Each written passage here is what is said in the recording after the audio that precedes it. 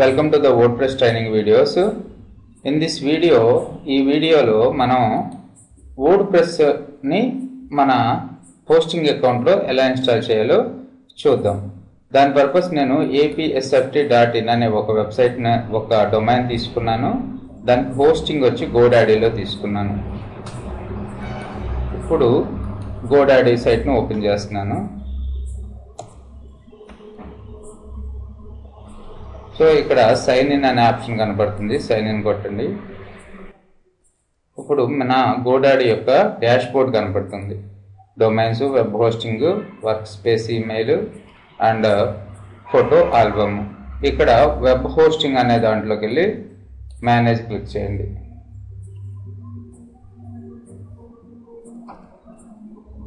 మనకి ఇక్కడ మేనేజ్ అని కనపడుతుంది కదా, మేనేజ్ ను ఇంకోసారి క్లిక్ చేయండి.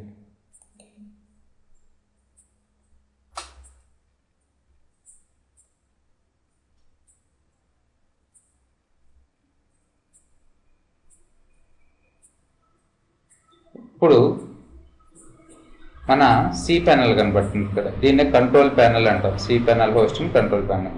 ఇక్కడ మీకు ఫైల్ మేనేజర్ అనేది ఒకటి కనబడుతుంది. ఫైల్ మేనేజర్ని క్లిక్ చేయండి. ఫైల్ మేనేజర్లో మన సైట్ ఏదైతే ఉందో ఆ సైట్ నేమ్ తోటి ఒక ఫోల్డర్ ఉంటుంది. అంటే పబ్లిక్ అండర్స్కోర్, ఇందాకైతే htdocs అనే ఫోల్డర్లో చేసాం కదా లోకల్ సిస్టంలో, ఇక్కడైతే పబ్లిక్ అండర్స్కోర్ HTML అని ఉంటుంది. సో ఇక్కడ మీ సైట్ పేరు మీద ఒక ఫోల్డర్ ఉంటుంది, apsft.in అని. సో దాన్ని క్లిక్ చేయండి. క్లిక్ చేసిన తర్వాత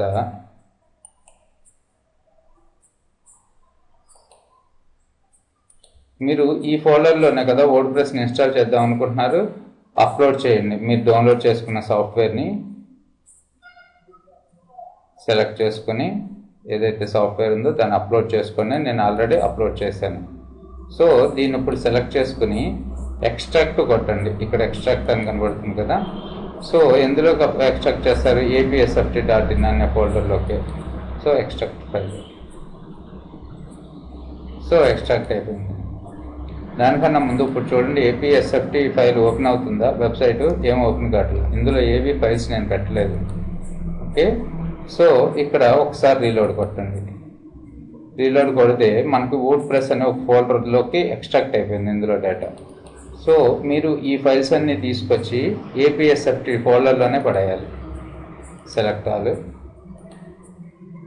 select all, move apsft folder. So ఈ WordPress తీసేస్తున్నాను, ఇందులోకి మూవ్ చేసేయాలి. ఏవైతే లోపల ఫైల్స్ ఉన్నాయో అవన్నీ మన మెయిన్ డైరెక్టరీలో ఉండాలన్నమాట, apsft అనే డైరెక్టరీలో. అంతేగా ఇది apsft డైరెక్టరీలో ఉన్నాయి ఫైల్స్ అన్ని. సో ఇది మీకు కావాలనుకుంటే ఉంచుకోండి, లేకపోతే డిలీట్ చేసేయండి. అప్లోడ్ చేసింది. ఇప్పుడు సైట్ని ఓపెన్ చేస్తాను. అవుతుందా? ఇన్స్టాలేషన్ ప్రొసీజర్ అడుగుతుంది మనల్ని. ఇప్పుడు ఇంగ్లీషు ఎలాగైతే లోకల్ సిస్టంలో అడుగుతుందో ఇంతే. ఇక్కడ database user name, password, database host కావాలి. అందుకని మీరు మీ కంట్రోల్ ప్యానల్లోకి వెళ్తే ఇక్కడ డేటాబేస్ విజార్డ్ అని ఉంటుంది. MySQL databases. ఇక్కడ మనం డేటాబేస్ని, యూజర్స్ని, పాస్వర్డ్స్ని కూడా క్రియేట్ చేసుకోవచ్చు. Create a new database. apsft2 అనే డేటాబేస్ని క్రియేట్ చేస్తున్నాం.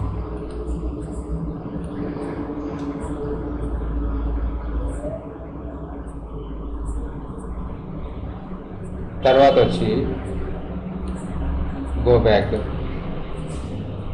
ఇప్పుడు డేటాబేస్ అయిపోయింది కాబట్టి యూజర్ నేమ్ని క్రియేట్ చేస్తున్నాం.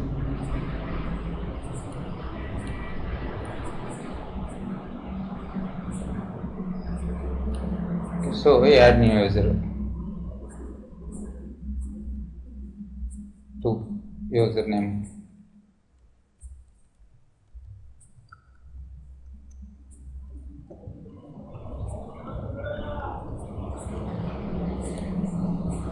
సో మీరు క్రియేట్ చేసేటప్పుడు మాత్రం ఈ పాస్వర్డ్ స్ట్రెంత్ అనేది 100 వచ్చేటట్టు చూసుకోండి. తర్వాత వచ్చేసి క్రియేట్ యూజర్ క్లిక్ చేయండి.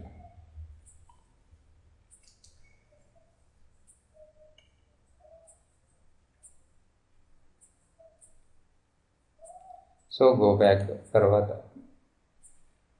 తర్వాత ఈ డేటాబేస్కి ఏపీఎస్ఎఫ్టీ అనే డేటాబేస్కి యూజర్ని లింక్ చేయాలి. సో కిందకి రండి, కనపడుతుంది మనకి add user to the database APSFT2 and APSFT2 user name database add. మనం సక్సెస్ఫుల్గా డేటాబేస్ని, యూజర్ నేమ్ని, పాస్వర్డ్ని క్రియేట్ చేసాం. ఇప్పుడు మేము ఇక్కడ పర్మిషన్స్ అన్నీ అడుగుతుంది, పర్మిషన్ ఇచ్చేయండి, తీసేసుకున్నాం.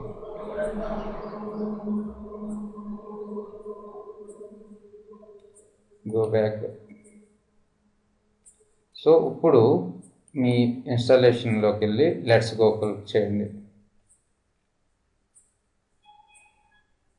మన యూజర్ నేమ్ వచ్చి, డేటాబేస్ నేమ్ వచ్చి APSFT2, user name, password, database host ఇది లోకల్ హోస్ట్. సో ఏదో ఒక టేబుల్ ఫిక్స్ అవ్వండి. So submit.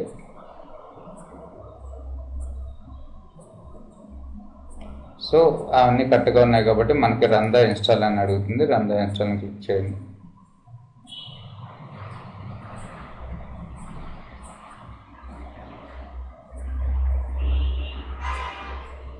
ఇక్కడ site title buy and sell properties online. So ఇక్కడికి వచ్చేసి ఇది సైట్ యొక్క యూజర్ నేమ్ రమేష్, సైట్ యొక్క పాస్వర్డ్ ఇవ్వండి. మీరు ఇప్పుడు వీటిని క్రియేట్ చేసుకుంటున్నారు. యూజర్ నేమ్ మీకు ఇష్టం వచ్చింది ఇచ్చిపోండి, నో ప్రాబ్లం. నేను రమేష్ 1 అని ఇస్తున్నాను.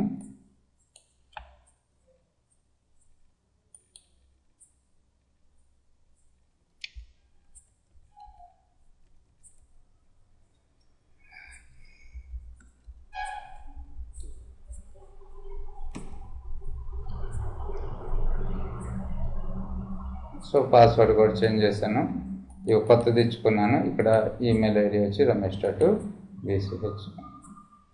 So remember password. ఇప్పుడు మీకు సక్సెస్ఫుల్గా APSFTలో వర్డ్ప్రెస్ ఇన్స్టాల్ అయిపోయింది. అయిందో అవ్వలేదో ఒకసారి చెక్ చేద్దాం. APSFT.in. So buy and sell proper just another site in the WordPress.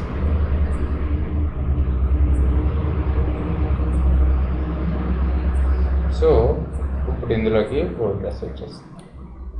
Thanks for watching video.